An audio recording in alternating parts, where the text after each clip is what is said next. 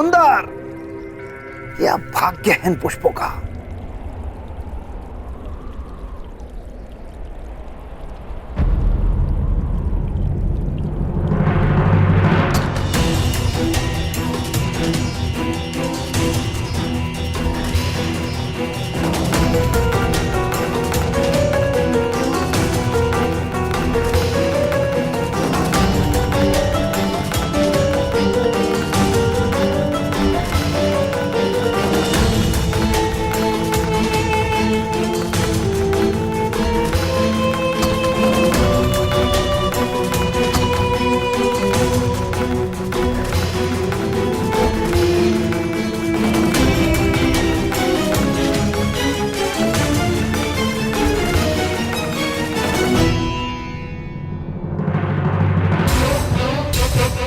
पांडवों का भाग्य इन पुष्पों की भांति जाग गया है। अभी जगा दो। अपनी मर्यादा में रहो शिशुपाल। वहां 5 पतियों वाली स्त्री मुझे मर्यादा में रहना सिखाएगी। ये तुम्हें शोभा नहीं देता पंचाली। यदि मेरे 5 पतियों को तुम्हारी इस हरकत का पता चला तो छेदी राज्य नरेश विहीन हो जाएगा।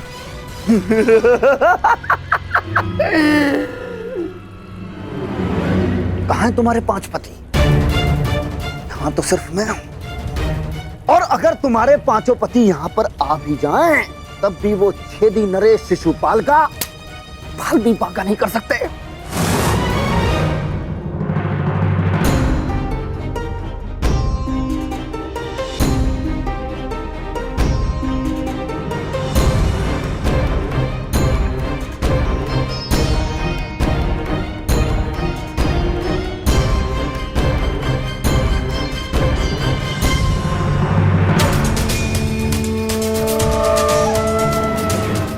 अग्निसुता याज्ञ सेनी हूं, भस्म हो जाओगे।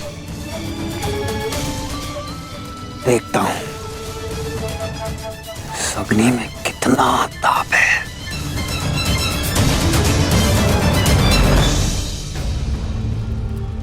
महाराज,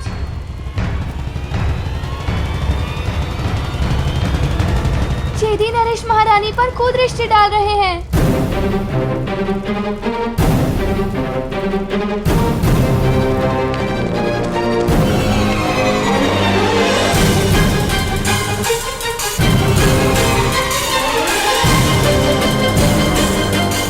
चौसर सज गई है, अब वो 12 और खेल हमारा।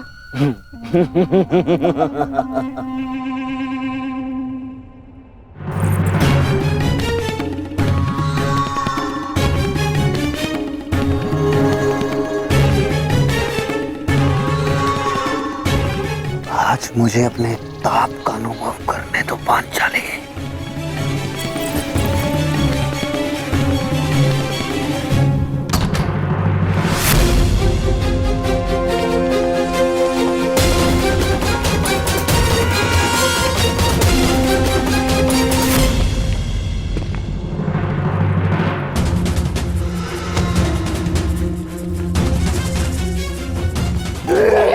छोड़ेंगे नहीं। यही तो मेरी इच्छा है कि वो मुझ पर प्रहार करें और उनका यज्ञ भंग हो जाए।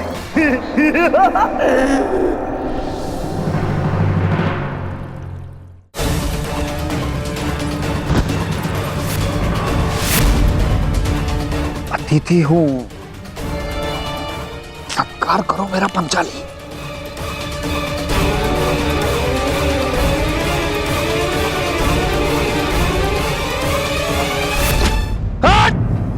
हो गया यज्ञ भंग। आ गए कुंती के पुत्र तुम्हें बचाने।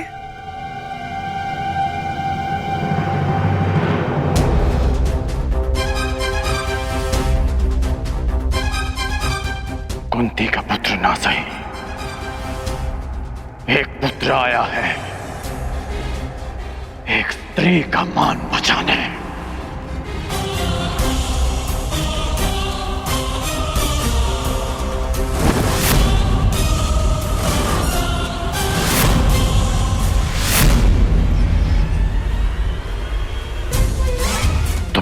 एक अतिथि की मर्यादा भंग की शिशुपाल।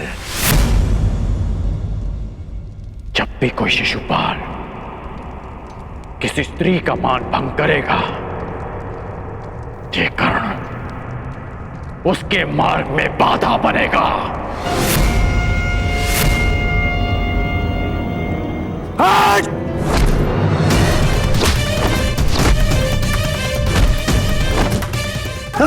हस्तिनापुर ने समझाया था कि अपनी मर्यादा में रहना। मैं हस्तिनापुर के युवराज और भावी सम्राट का मित्र हूं,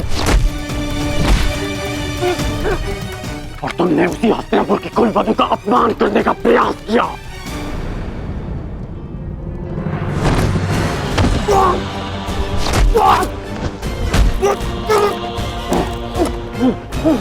पांडव बंधन में हो सकते हैं, परंतु कर्ण इस समय किसी बंधन में नहीं।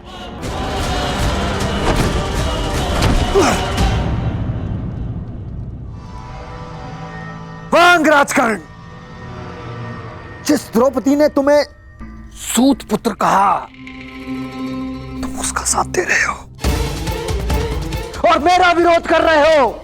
इसलिए क्रोधित हो क्योंकि उसने तुम्हें नहीं स्वीकारा। मैं आज भी कहता हूं, कुछ नहीं बिगड़ा अंगराज। अरे जिसके 5-5 हैं, हम और तुम मिलकर अगर साथ भी हो जाएंगे तो क्या अंतर पड़ता है?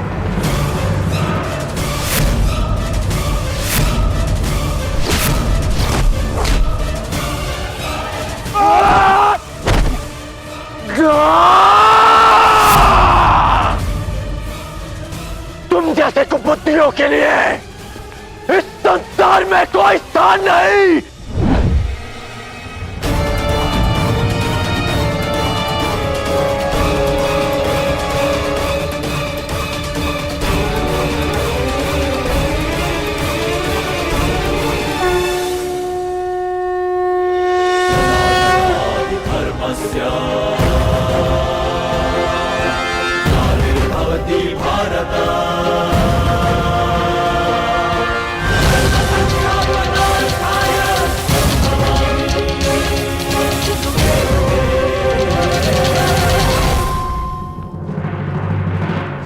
यही है वो नीच। आज भले ही यज्ञ भंग हो जाए, परंतु इस नराधम का वध तो निश्चित है। इसके शरीर में इतने बाण फेंकूंगा कि वायु परिवेश का स्थान भी नहीं बचेगा।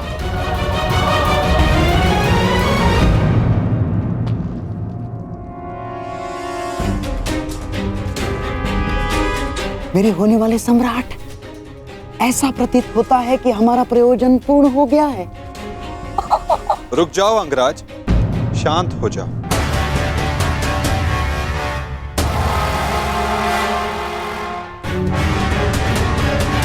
जाने दो इसे। नहीं केशव, नहीं।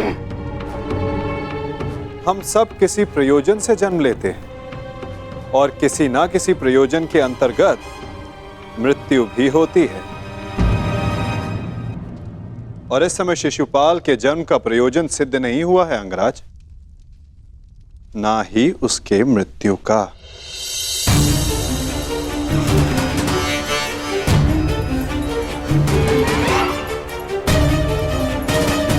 इस समय उसे क्षमा कर देना ही श्रेयस्कर होगा,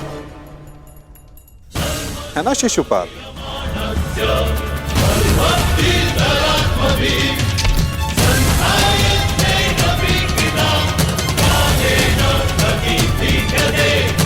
इसने हमारे सारे प्रयत्नों पर पानी फेर दिया। तुमने इसे अपना मित्र चुना है या नियति ने पांडवों का?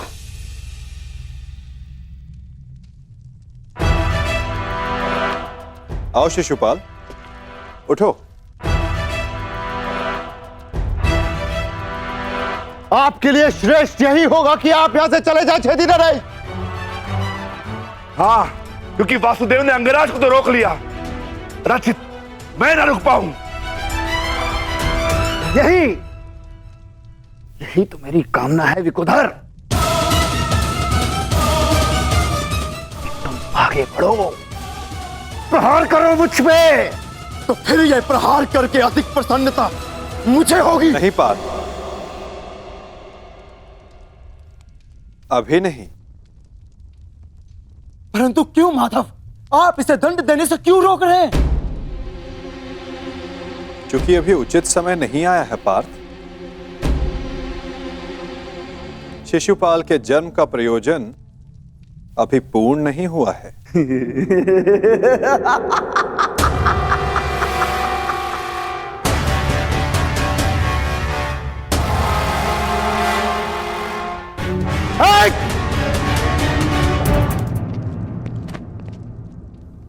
आओ युधिष्ठिर, यज्ञ प्रारंभ करते हैं।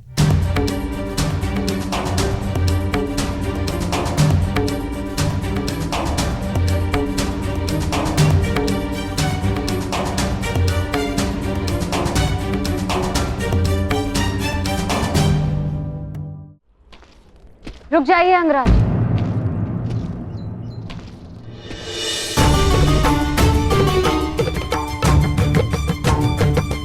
एक प्रश्न है मन में। जिसका सम्मान न लिया उसके मान के लिए द्वंद्व क्यों किया?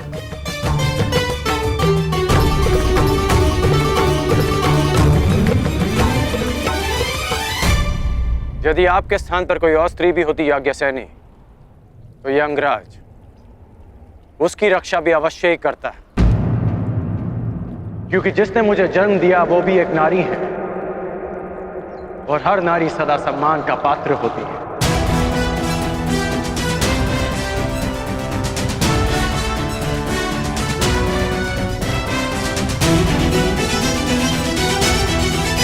पुरुष का अपमान करने के पश्चात भी। क्षमा कीजिएगा अंगराज, स्वयंवर में जो कुछ भी घटित हुआ उसके लिए मैं आपसे क्षमा नहीं मांग पाई।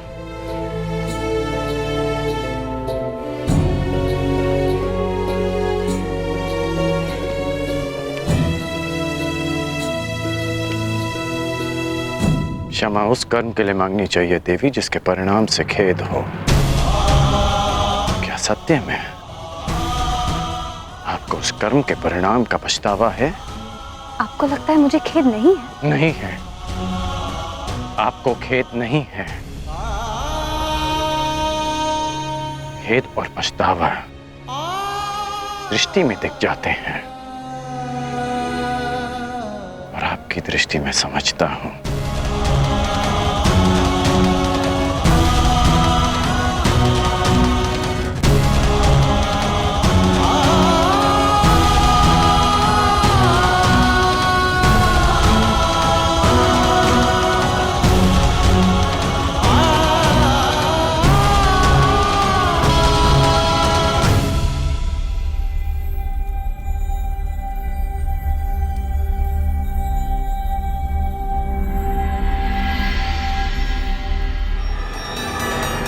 छेदी नरेश, आपको भी शीघ्र ही अवसर मिलेगा आपके अपमान का प्रतिशोध लेने का।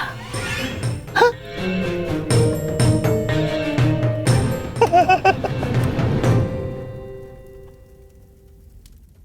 अब सारे अतिथि राजा अपनी अपनी भेंट होने वाले सम्राट को प्रस्तुत करें। देखते जाइए छेदी नरेश, हमने भी मनोरंजन का प्रबंध किया है।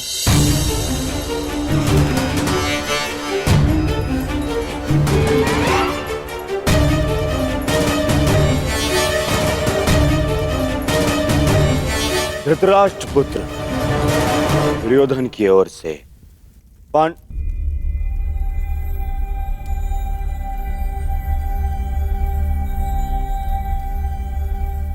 पांडुपुत्र नहीं, धर्मराज पुत्र युधिष्ठिर को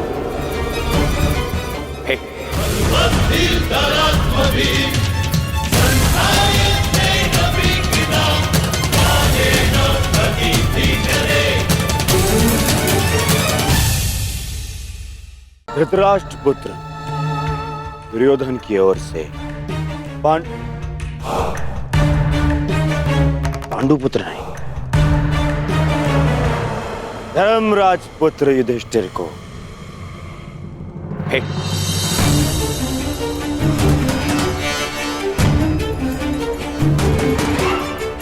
धृतराष्ट्र पुत्र दुर्योधन की ओर से पवन पुत्र भीम को सह प्रेम भेंट स्वीकार करें।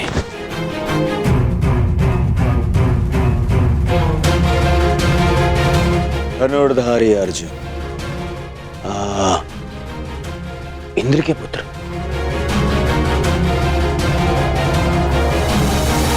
गुरुवंशी धृतराष्ट्र के पुत्र दुर्योधन की ओर से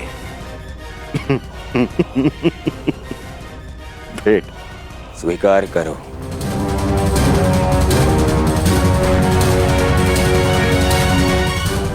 अश्विनी कुमार के पुत्रों को धृतराष्ट्र पुत्र दुर्योधन की ओर से भेंट।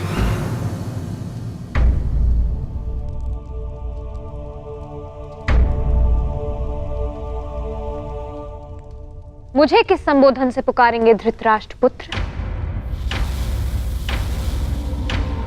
अब 5 पतियों की एक पत्नी को मैं क्या कह के पुकारूं?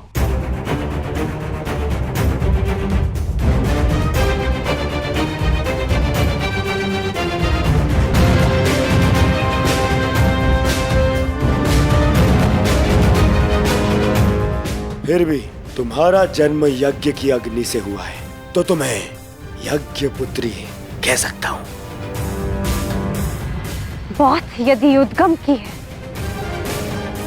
तो आपके जन्म के सत्य से भी सभी परिचित हैं। घटपुत्र।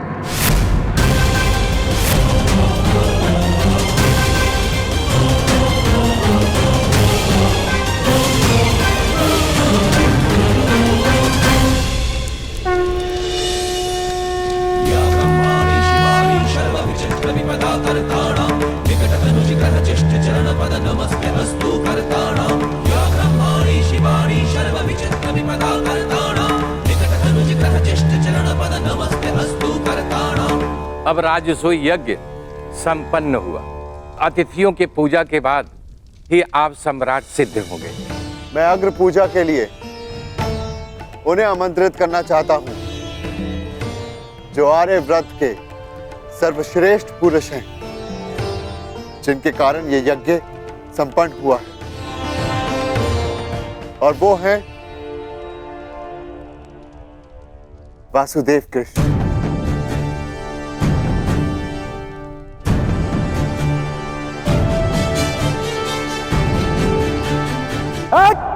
रुक! अब समय आ गया है इस यज्ञ के विध्वंस का और शिशुपाल की दुष्टता के प्रारंभ का। समय आ गया है शिशुपाल की धृष्टता के अंत का। किसकी अग्र पूजा कर रहे हो युधिष्ठिर? इस कृष्ण की। अग्र पूजा उसकी होती है जो हर क्षेत्र में सर्वश्रेष्ठ हो, हर क्षेत्र में अग्र हो। और ये कृष्ण, ये तो छल करने में अग्र है। मैं इसको सर्वश्रेष्ठ नहीं मानता। शिशुपाल, अग्र पूजा किसकी की जाए वो यज्ञ के आह्वानकर्ता का अधिकार है। आप अपनी मर्यादा से बाहर जा रहे हैं। निसंदेह।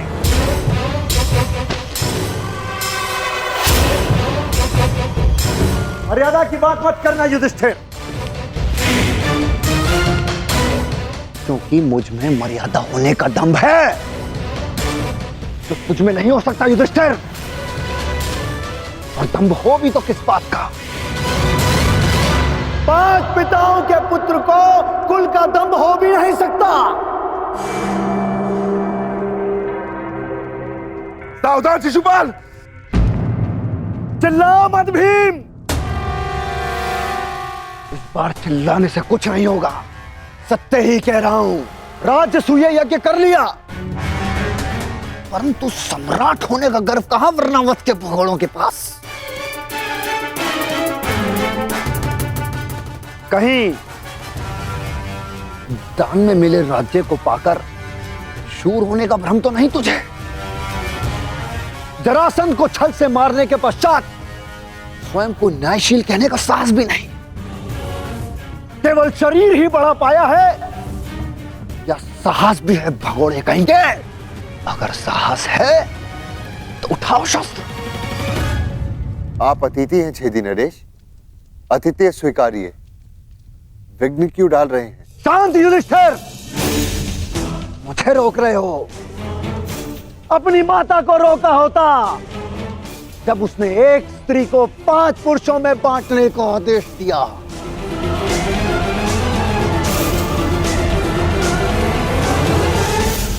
स्त्रियों का सम्मान करना सीखो शिशुपाल। ये मत भूलो कि तुम भी एक नारी की कोख से जन्मे हो। ये देखो, श्री कृष्ण वासुदेव बोले, सार का सबसे बड़ा पाखंडी, छली, कामी मुझे सिखाएगा कि किसका अपमान किया जाए, किसका सम्मान।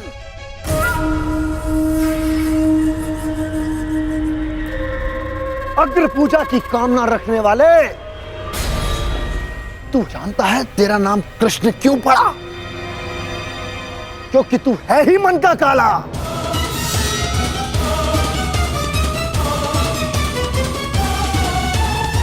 तेरे माता पिता ने तुझे जन्म देते ही इसलिए त्याग कर मथुरा से गोकुल पहुंचाया क्योंकि तेरे पांव देखते ही भाप गए थे कि तू कुलनाशक सिद्ध होगा।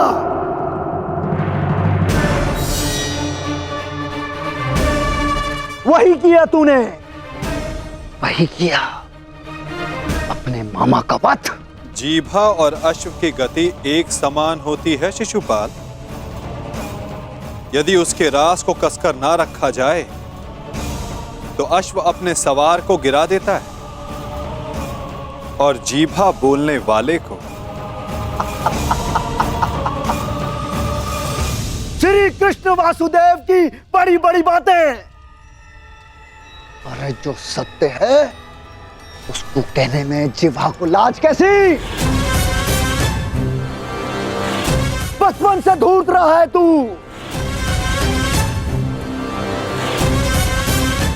सब जानते हैं माखन स्वयं चुराता और आरोप अपने मित्रों पर लगा देता। धूर्त मुझे कहता है कि जीवा पर रास कसूं। तूने जो वृंदावन में रास रचा है वो संसार जानता है। कामी है तू, कामी। प्रेम का झांसा देकर जो स्त्रियों को ताड़ता रहा वो मुझे स्त्रियों का सम्मान करना सिखा रहा है। क्या क्या नहीं किया तूने? स्नान करती स्त्रियों के वस्त्र तूने चुराए। अरे गोकुल की विवाहित महिलाओं को मोहित करके उनका चरित्र पतन तूने किया।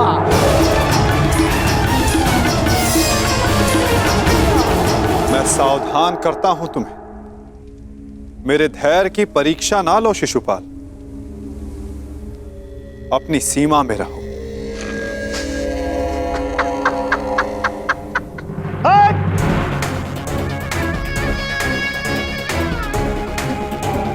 धैर्य तो मेरा टूट गया है। उसकी अग्र पूजा होते देखकर जिसने सदा पीठ पीछे से प्रहार किया। कायर है तू, कायर। सीमाएं तो तूने लांघी हैं। छल से रुक्मणी का हरण किया तूने।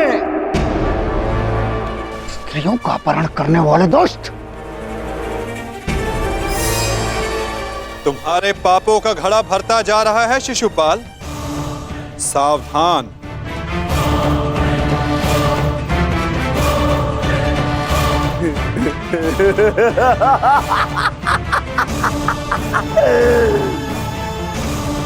क्या करेगा तू? युद्ध करेगा मुझसे जैसे जरासंध से किया। रण छोड़। अरे युद्ध भूमि छोड़कर भागने वाला कायर है ये, रण छोड़ है, दुष्ट है ये। क्या करेगा तेरे ये दास पांडव, इनके द्वारा तो मुझे भी मरवा देगा। कुलनाशक है तू, और तुझे अग्नि पूजा का सम्मान चाहिए। थू। बस शिशुपाल!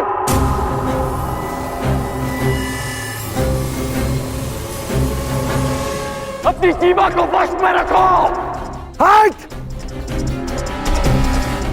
मुझे एक सूत पुत्र की मंत्रणा की आवश्यकता नहीं है।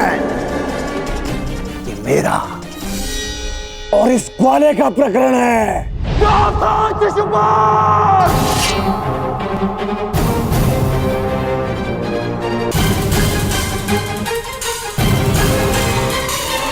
नहीं अंगराज, रुक जाओ। निकाल देने दो छेदी नरेश को अपने मन का मैल। इनका नाश करने के लिए अपना बाण व्यर्थ मत करो। इनकी जीभा स्वयं इनके नाश का कारण बन जाए।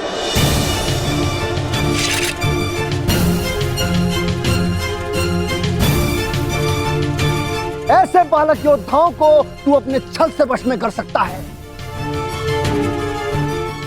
या फिर तेरे इन दास पांडवों को। मेरे जैसे वीर को नहीं।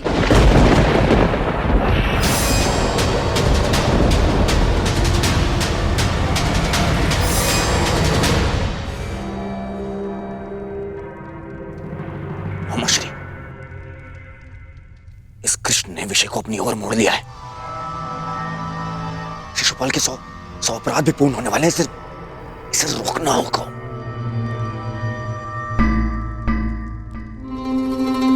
शिशुपाल, ठहरो। सब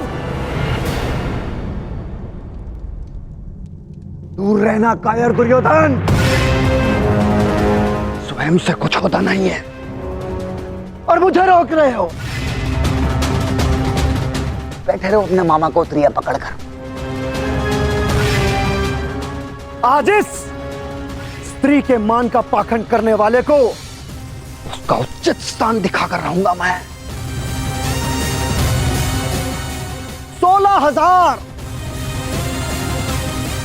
16,000 रानियों से जब तेरा मन नहीं भरा तो तू पांचाल चला गया। तेरा और इस पांचाली का क्या संबंध है?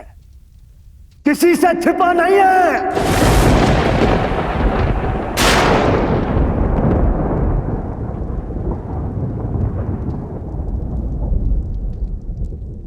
पांचाली का विवाद तूने जानबूझकर इन पांडवों से करवाया, क्योंकि तू जानता है ये मूर्ख कभी तेरा विरोध नहीं करेंगे।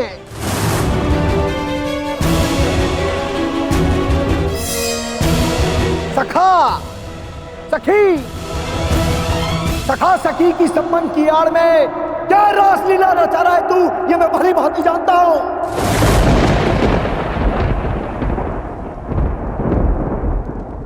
पर स्त्री गमन करने वाला पापी नहीं, महापापी है तू। एक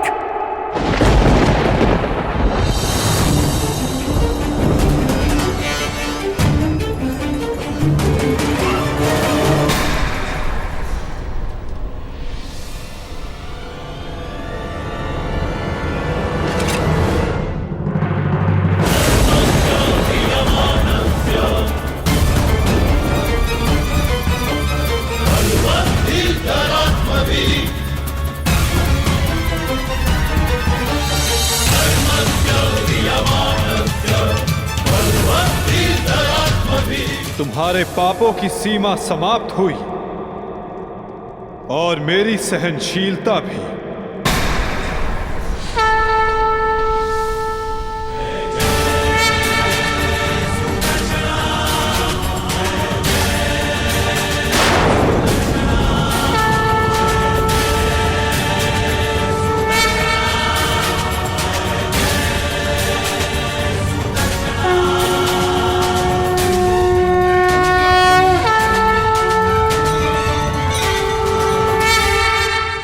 तुम्हारे पापों की सीमा समाप्त हुई और मेरी सहनशीलता भी।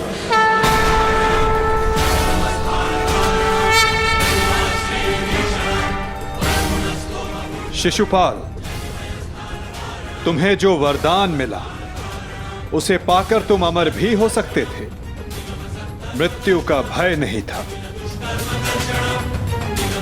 इसलिए संसार और मानवता की भलाई के लिए, उसके कल्याण के लिए तुम वो कार्य कर सकते थे जिनके लिए तुम्हारा नाम सदा स्मरण किया जाता शिशुपाल।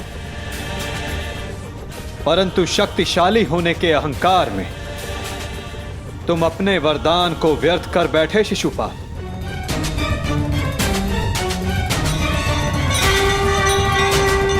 तुमने किसी का प्रेम नहीं लिया शिशुपाल, केवल श्राप लिया।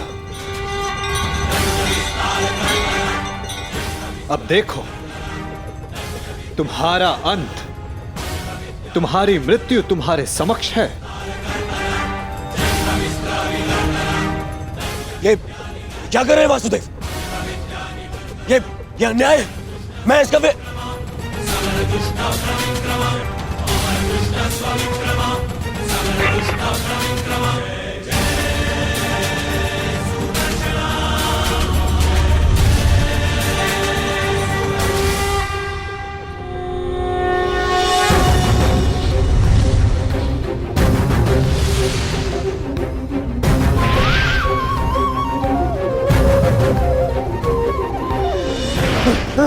दुर्योधन बचा लीजिए।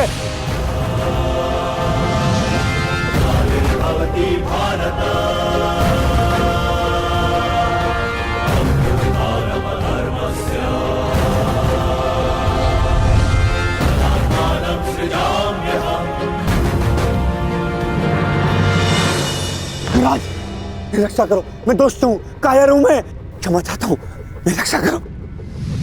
नहीं, तुम केवल एक अपराधी हो जिसे बार बार सावधान करने के पश्चात भी वो नहीं माना। तुमने न केवल एक अतिथि की मर्यादा भंग की, अपितु एक स्त्री के सम्मान पर भी प्रहार किया। तुम्हारी सहायता करना एक अपराध है जो मैं नहीं करूंगा।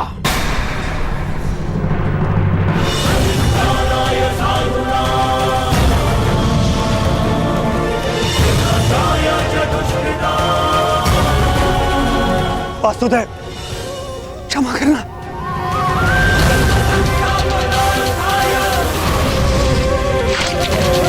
शिशुपाल,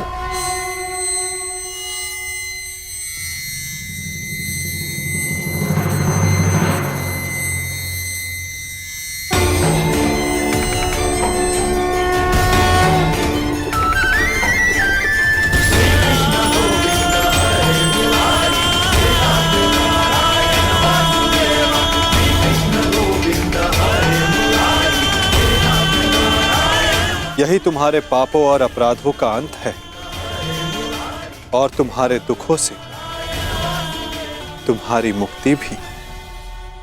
अनर्थ हो गया वासुदेव, अनर्थ। जिस अतिथि के केवल अपमान से यज्ञ भंग हो जाता है, वहां उसका वध कर दिया आपने। मेरे भांजे युधिष्ठिर का यज्ञ भंग कर दिया आपने। अनर्थ हो गया वासुदेव, अनर्थ। मेरे भांजे युधिष्ठिर को सम्राट बनने से रोक दिया आपने। इस इंद्रप्रस्थ को शापित कर दिया।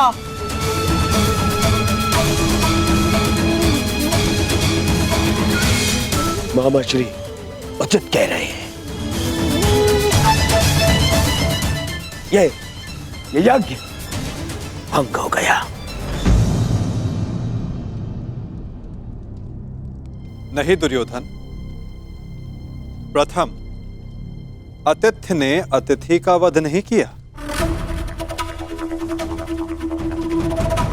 दूसरा, अतिथि अपनी सीमा और मर्यादा का उल्लंघन बार बार समझाने के पश्चात भी कर रहा था। इसीलिए प्राण खोने से पूर्व उसने अपना अतिथि का पद खोया।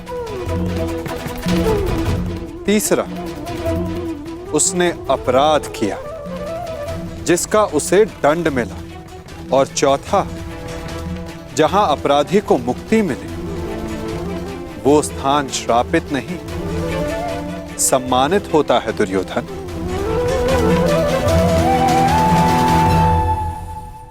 विश्वास ना हो तो अपने मित्र अंगराज से पूछ लो। वासुदेव ठीक कह रहे हैं मित्र।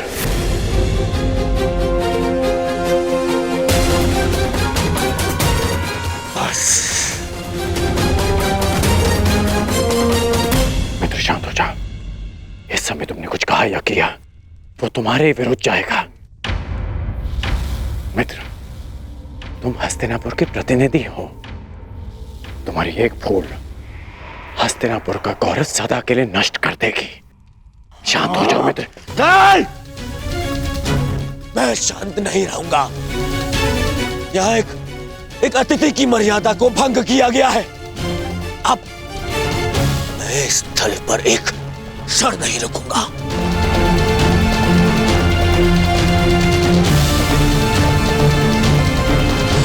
दुर्योधन, दुर्योधन, जो सोच कर आए थे वो कुछ नहीं हुआ।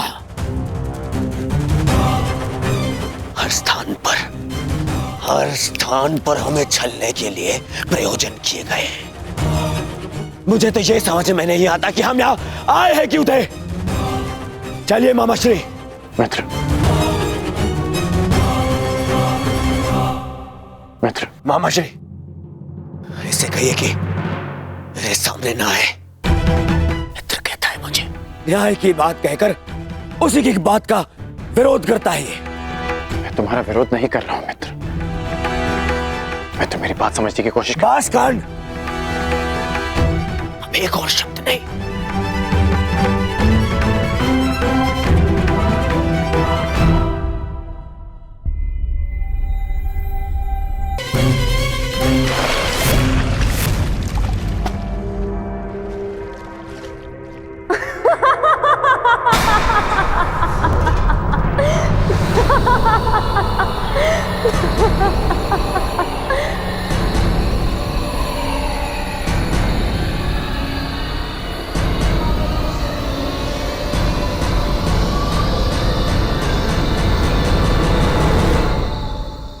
सबकी उनके पिता से तुलना करने वाला स्वयं भूल बैठा कि वो किसका पुत्र है।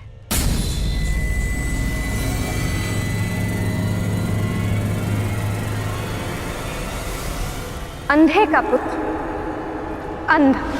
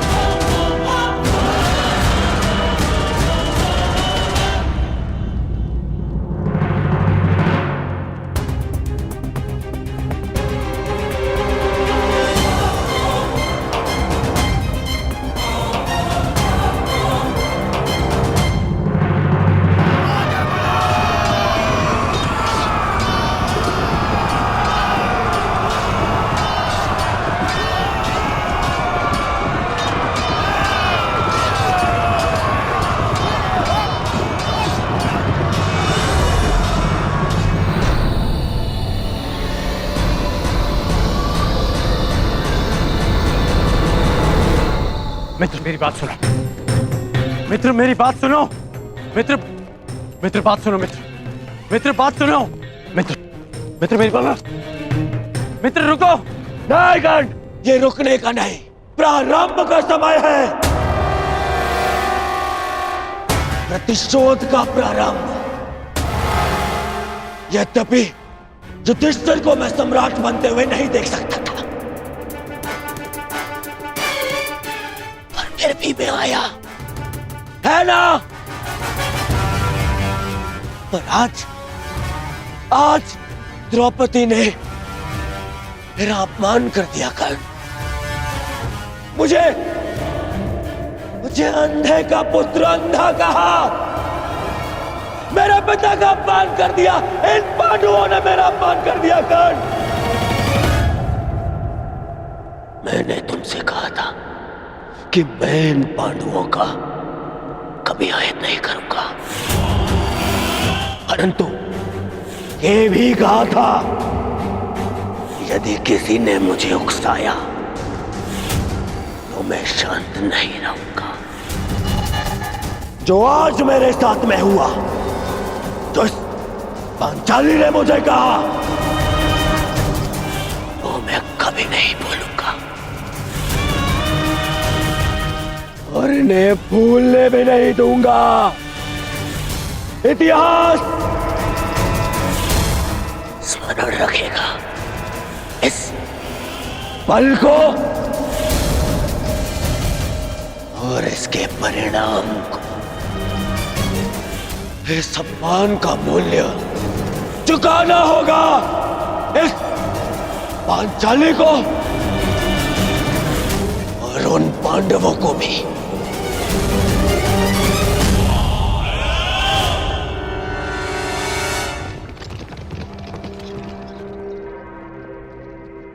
अंगराज,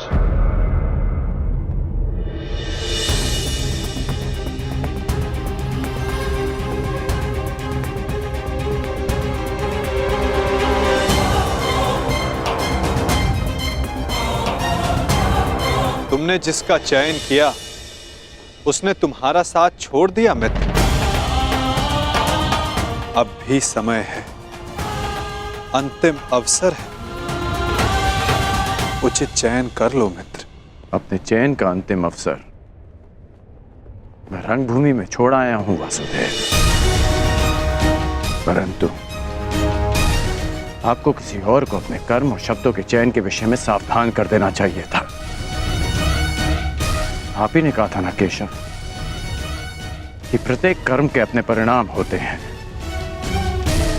उसी भांति मुख से निकले प्रत्येक शब्द के भी अपने परिणाम होते हैं। और मुझे भय है कि पांचाली के शब्दों के परिणाम उचित नहीं होंगे। प्रणिपात।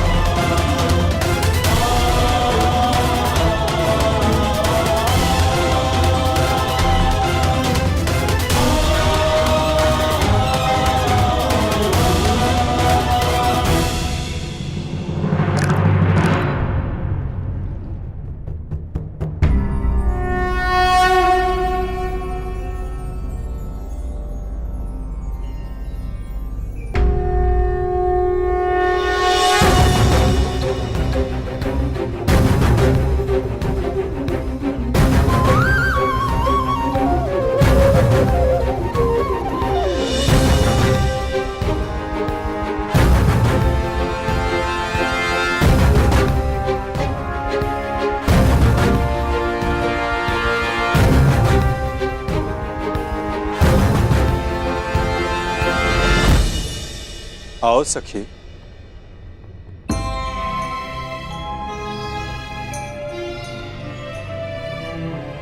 बिना मुझे देखे, बिना कुछ सुने आपने मुझे कैसे पहचान लिया सखा?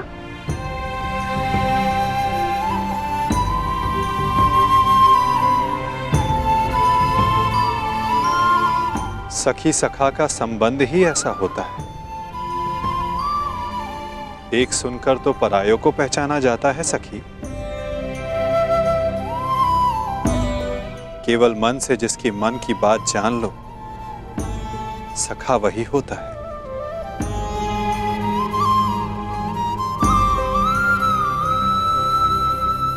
सखा, सखा आपके हाथ से तो अभी तक रक्त बह रहा है।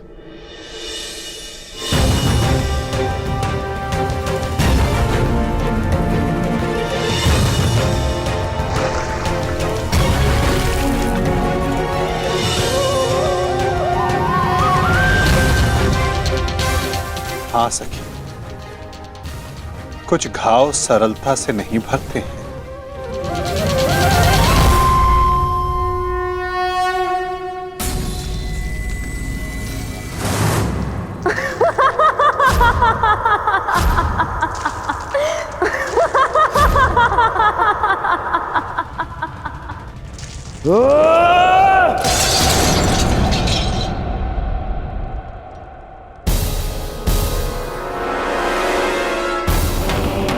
अंधे का पुत्र अंधा, अंधे का पुत्र अंधा, अंधे का पुत्र अंधा, अंधे का पुत्र अंधा।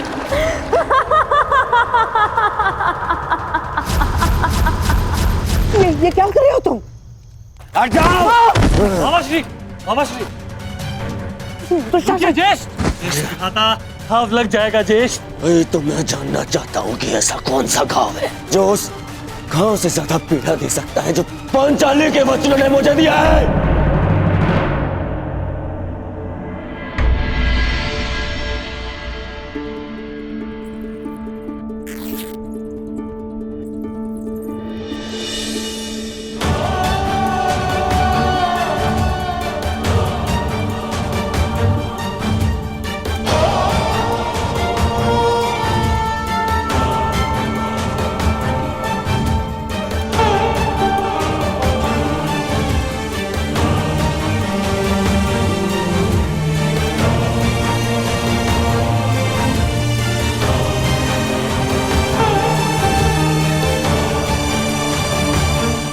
मैं जानती हूँ सखा कि आपने शिशुपाल का वध क्यों किया। इसलिए नहीं क्योंकि उसने आपका अपमान किया, परंतु इसलिए क्योंकि आपने मेरे अपमान का प्रतिशोध लिया।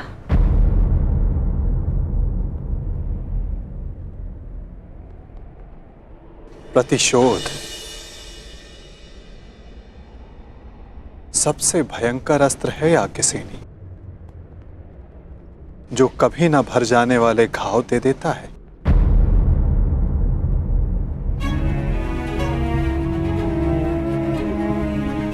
इसीलिए आवश्यक है कि प्रतिशोध से बचा जाए, और इससे भी अधिक आवश्यक है कि किसी के मन में प्रतिशोध जैसी भावना को जन्म ना दिया जाए, क्योंकि प्रतिशोध मनुष्य के विवेक को हर लेता है, भले बुरे की समझ छीन लेता है, नेत्र होते हुए भी मनुष्य को अंधा कर देता है। अंधे का पुत्र अंधा!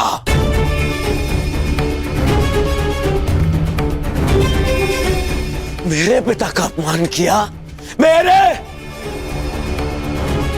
और मैं दुर्योधन इतना दुर्बल निकला कि ना मैं उस समय अपना प्रतिशोध ले पाया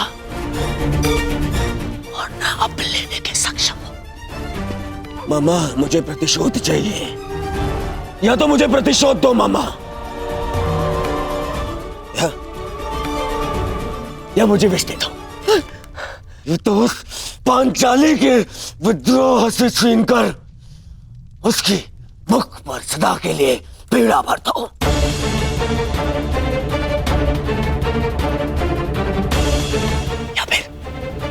या फिर मेरी आंख और मेरे कंठ में पिघला हुआ लौह डाल दो ना। हाँ, पिघला हुआ लौह डाल दो मामा, क्योंकि मैं केवल इसलिए प्रतिशोध नहीं ले सकता कि मैं सम्राट नहीं हूं, और मेरे पिता मुझे युद्ध की आज्ञा नहीं देंगे। और इस अग्नि में जलने से अच्छा होगा कि मैं अपने चिता में अग्नि लगाऊं और उसमें कूद जाऊं।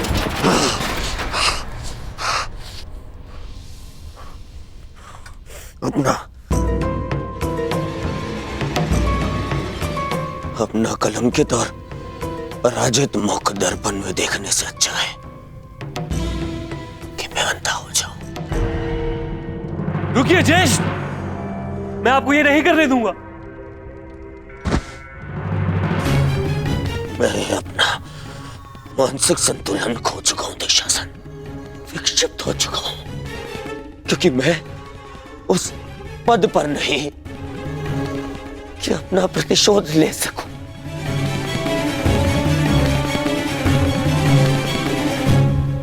और मेरे पिता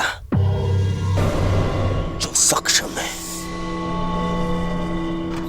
उन्हें मेरे आंसू दिखाई नहीं दे सकते। हे ईश्वर, यदि यही मेरा प्रारब्ध था तो मुझे भी जन्म लेते ही अंधा क्यों नहीं कर दिया तूने? क्यों?